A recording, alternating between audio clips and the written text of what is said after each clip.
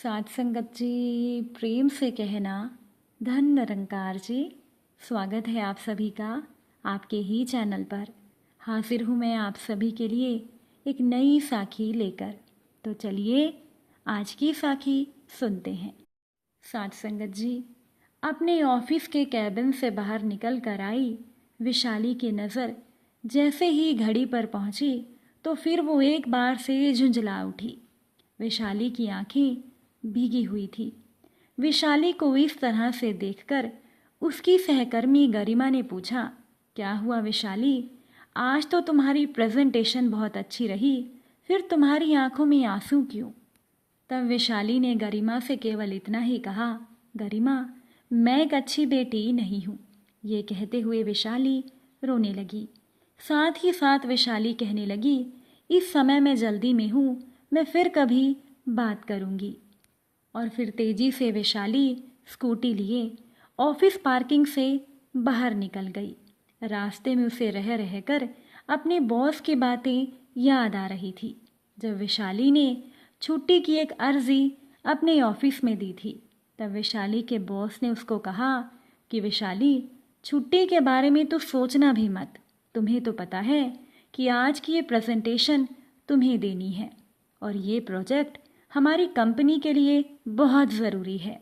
पिछले साल बीमारी की वजह से हम लोगों ने बहुत नुकसान झेला है और ये मत भूलो, उस समय कंपनी बंद होने पर भी कंपनी के सभी लोगों को बराबर वेतन मिला है।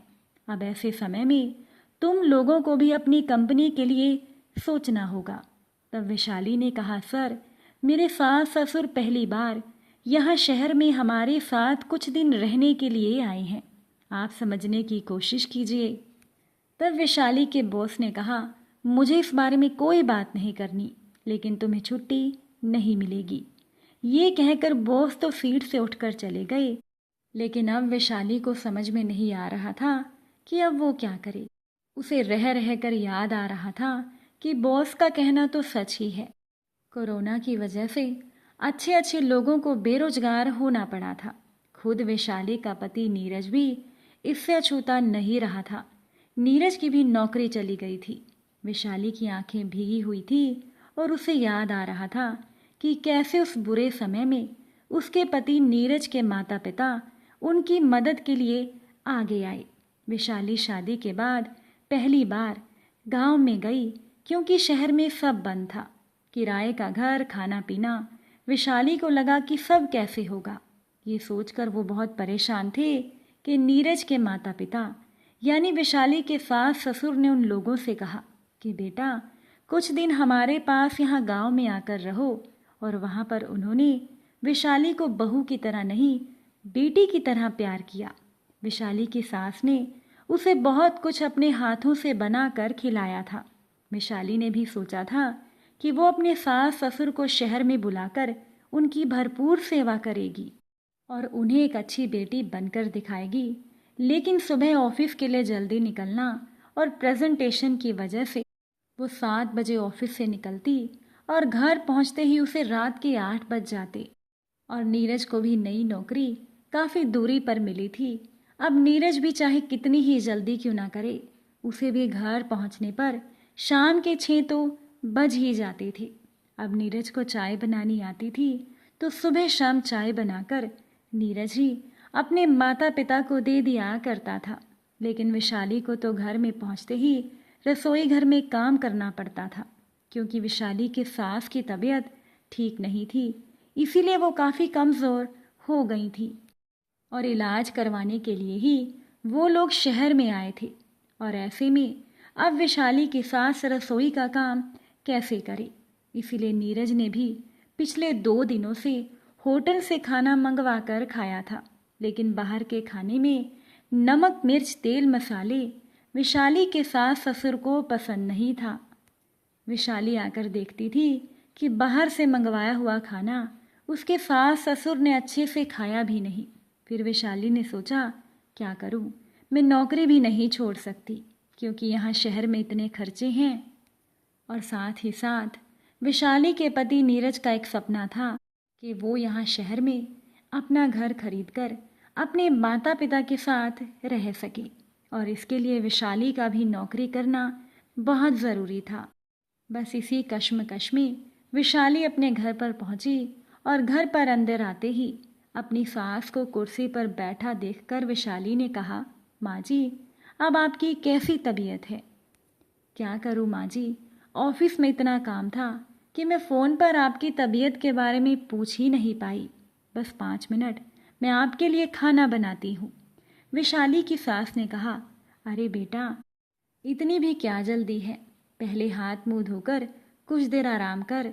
विशाली ने कहा, जी माँ जी, कहते हुए वो तेजी से अपने कमरे में चली गई और जल्दी से हाथ मुंह धोकर बाहर आई तो सभी को खाने की मेज पर देखकर वैशाली हैरान हो गई।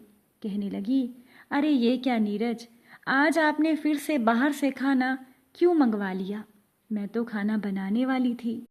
तब नीरज ने कहा, नहीं वैशाली, खाना मैंने बाहर से नहीं मंगवाया। नीरज ने यह बात मुस्कुराते हुए कही। वैशाली हैरान थी कि अगर बाहर से खाना नहीं मंगवाया गया तो खाना किसने बनाया, क्योंकि नीरज को तो खाना बनाना आता ही नहीं था। तब नीरज ने कहा, वैशाली, आज खाना घर पर ही बना है। विशाली ने सोचा कि उसकी सास ने खाना बनाया है।